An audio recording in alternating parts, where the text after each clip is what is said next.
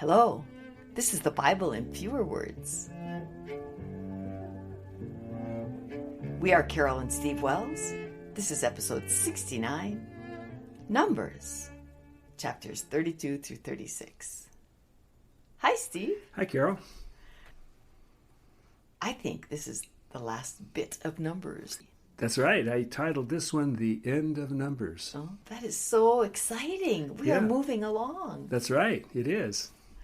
That's great. Only one more of the 5 books that are called the Pentateuch or the Torah, the 5 books of Moses. Oh, yeah. You know, they said the next one's going to be Deuteronomy when we get done with this. Okay, well, I'm going to start. Chapter 32. The Reubenites and Gadites had lots of cattle. They came to Moses and said, "Since the country God smote is a good land for cattle, and we have lots of cattle, we'd like to stay here on the east side of the Jordan." So, I'm trying to remember, I want to put this in place here. Mm-hmm. What happened last time? Oh, yeah. Well, last time we had a massacre. Right? Oh, yes, the Midianites. The Midianites. Yeah. Well, actually, one of the strange things about that episode was it was Midian. And Midian is not where they are. It's back where they came from, back when they started the Exodus. Oh, so when they're saying this is pretty good land here, they're not talking about Midian. No, they're talking more about Moab. Okay. Oh, that's right, because they killed Moabites. No. They killed Midianites. This is so confusing. So that's why it was strange that they killed Midianites. First of all, it was Moabites that God was upset about because it was the daughters of Moab that had sex with the Israelites. Oh, yeah. He got upset about it, but there was one woman, was it Cosby? Yes. One Midianite woman who had sex with an Israelite. With an Israelite man, and then Phinehas took care of that. Yeah. Except for he didn't take care of it because God was still angry, plagued the people, killed 24,000 people, and also he told Moses that you're going to have to smite the Midianites. It was kind of the last smiting he was going to have to do. You have to smite the Midianites. The last slaughter he was going to have to do before what? Dying. Oh, before dying. He said, do this, vex and smite the Midianites, and then you'll die. Okay? So this was like the last violent act of Moses. Before they enter Canaan. Yep. Okay. And so they went all the way down south to Midian. Killed every man, woman, well, everybody, except for they saved some women alive, and then God got angry about that. Mm-hmm. What seemed so strange to me was that why are they killing Midianites? Because Midianites weren't the ones that caused the problems with Moab. No.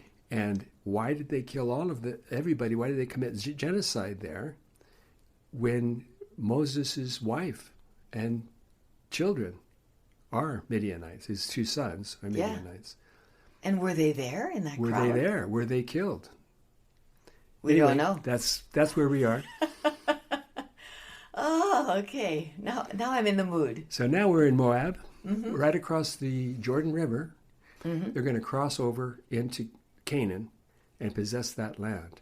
But 2 tribes of Gad and Reuben, kind of like it there on the east side. They want to stay there. And so they're asking for permission. Okay. And could it also be that they know that when they get into that, across the river there's going to be fighting there? Well, yeah. Moses said to them, so when the Israelites go to war, you're going to just sit here?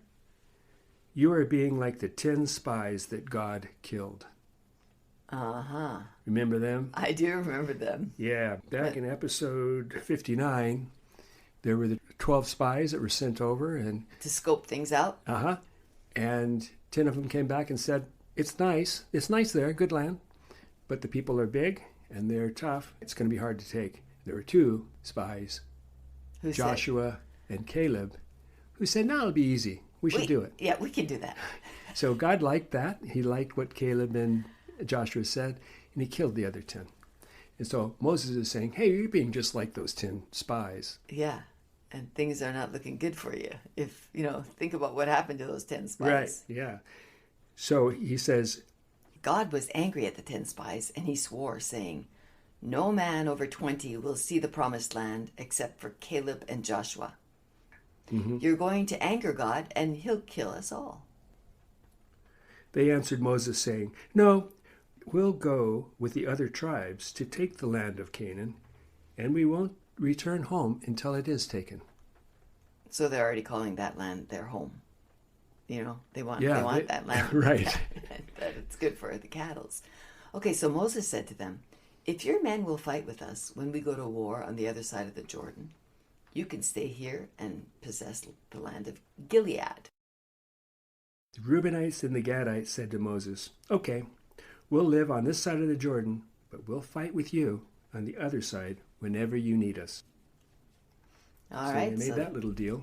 Yep, they're going to take on that risk of getting killed over there. Moses probably figures, okay, there's 2 less tribes I have to worry about, right? But you'll be here when I need you. So, yes. Good. Although Moses, Well, yeah, it won't be Moses, it'll be Joshua. Yeah, right? Moses. Because he made Joshua the leader. Yeah. In the last episode, I think. Yeah. Chapter 33. A recap of the 40 years of wandering after leaving Egypt. Yeah, there's about 49 verses here where it's just, well, then we did this, and then we did that, and we did this. And stuff. We've already been through all of that. Yeah. So I just left that out. Great. So this is verse 50. God said to Moses, "When you pass over the Jordan into the land of Canaan, drive out all the inhabitants." That's the fighting that he's going to need help. Oh, yeah. Destroy all their pictures, images, and high places. Yeah, pictures is a strange word. It's certainly not talking about photographs. No, that is kind of weird. But that's the word that it was in the King James, and I didn't know how else to put that, so I just left it that way. I guess it's maybe their images of their gods, their religious things. Yeah, probably. After you remove the inhabitants, the land shall be yours. Divide the land by lot. If you don't kill all the Canaanites, I will make them pricks in your eyes, thorns in your sides. They will vex you where you live, and I will do to you what I planned to do to them. So God is thinking back on, you left all those women alive. Like, you're not obeying me back then. And if you leave anybody alive here, things are not going to go well for you. Yeah, he kill everybody. If you don't, that's what I want you to do. That's what I'm going to do. I'm going to help you do. You don't do it to them, I'll do it to you. But I'm on your side. Yeah. So they're going to divide up the land by lot. So they're going to kind of put everybody's, like a little straw, I guess, draw straws more or less, and decide who's going to go where when they get to the land of Canaan. So, chapter 34, the boundaries of Israel and a list of tribal princes. Yeah, so it goes through all the tribes and who's going to get what, but it's not very clear, it's hard to understand, and I'm leaving that out. Okay, so we know that's where we go if we want specifics, the boundaries of Israel. Right, there's no maps involved, so they don't really tell you enough information to be very helpful. Okay. Chapter 35, verse 6. Establish 6 cities of refuge, 3 on one side of the Jordan River and 3 on the other. Whoever kills someone accidentally can flee to one of these cities. A person who kills someone with an iron instrument, or by throwing a stone, or with a wooden weapon, is a murderer and must be killed. I mean, I shouldn't be laughing there, but those are weird things. Yeah. Because it could be in self-defense, or it could be. I mean, it really isn't very clear, is it? No. It's talking about the weapon. Yeah. But it doesn't really explain how it's used or whether it was intentional or the circumstances that surround it. Yeah. Anyway, verse 19 says, "The revenger of blood must kill the murderer when he meets him." Revenger. Yeah. The person who seeks revenge. I think it's family members. Mm-hmm. Yeah. So if somebody kills you in your family, then if you see the murderer, if you meet him, you have to kill him. Only if he's holding an iron instrument or a stone or a wooden weapon. I don't know if an investigation is required or not. Okay, verse 22. But if someone kills another person by accident, then the congregation will decide between the killer and the revenger of blood. Decide who wins or who gets to live. That's going to be pretty interesting trial they're going to have there. Yes, it is. If the congregation decides in the killer's favor, they shall send him to the nearest city of refuge, where he'll live until the high priest dies. So you're hoping it's an old high priest. You hope that to go someplace where the high priest is a young man and in good health, right? Because when he dies, you're in trouble.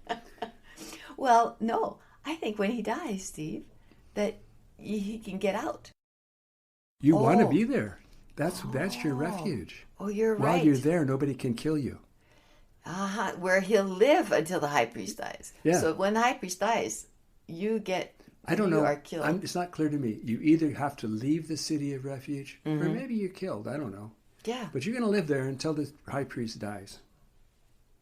But if the slayer leaves the city and is outside the city of refuge, the revenger of blood can kill him without being guilty of blood. Oh. Because the slayer should have gone to the city of refuge and stayed there until the high priest died. Okay, so it doesn't make it clear. Well, it kind of does. It says that if he leaves the city, if he's found outside the refuge, then the revenger of blood can kill him. And so are people there kind of on their, by will? Like, if he left the city, would he be escaping and they'd be looking for him to bring him back? It's not like he's in prison. And it kind of is. He's in a city of refuge. If he steps outside that city of refuge, the revenger of blood will kill him if you can find him. Okay. So it's a place where you can go to be safe. Okay, verse 29. These rules about murderers, slayers, and revengers of blood are a statute forever. Yes, so every Bible believer should be trying to follow this as best they can. Yeah. Good luck with that. Yeah. Whoever kills someone must be put to death, if there is more than one that witnessed the murder. All right, so two people. You can't just have your best buddy say, yeah, you didn't really kill him. You have to have two best buddies. I guess you have to have two witnesses, which is, you're not always going to have that in a murder. No. Not often you're going to have that in a murder. Verse 33, the land can't be cleansed of the blood that is shed except by the blood of the person who shed it. All right, my brain just can't wrap itself around that. Yeah, okay, so things can't be right. The land is bloodied, is not clean, because there's been a murder. Mm-hmm. Some blood has been shed. The only way it can be cleaned again is by shedding someone else's blood. Oh, okay. So don't defile the land that you inhabit because I dwell there.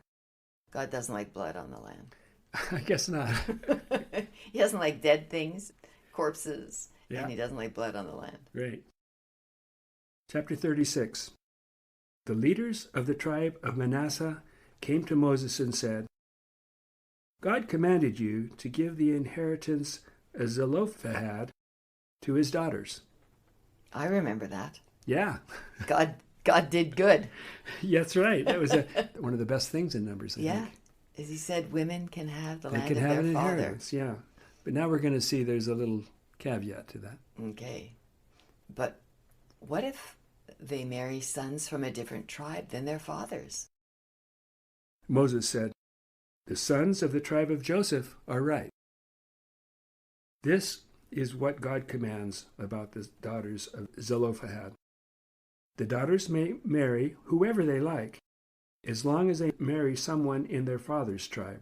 Okay, that doesn't sound like whoever they like, but yeah, whatever. That's kind of restricted. Yes. That way, the inheritance will stay in the tribe.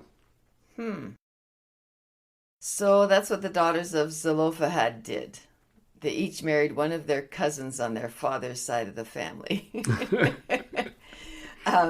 So what if they didn't want to get married? Couldn't they just stay in their tribe and they would still have the land and it would stay in the tribe? I don't know what happens to a woman whose father has died, because a woman they need a man, you know? You know what I mean? So they say. Well, I mean, at the time, they were a man's possession. All of their value, their identity, everything came according to whatever man possessed them, right? I mean, yes. Whether it was their husband or if it was a father. So what happened to women whose father died and they are unmarried? they're supposed to live in their father's house until they marry. Mm-hmm. Then they live in their husband's house. And then they live in their husband's house. So they're kind of on their own, I guess. I don't know.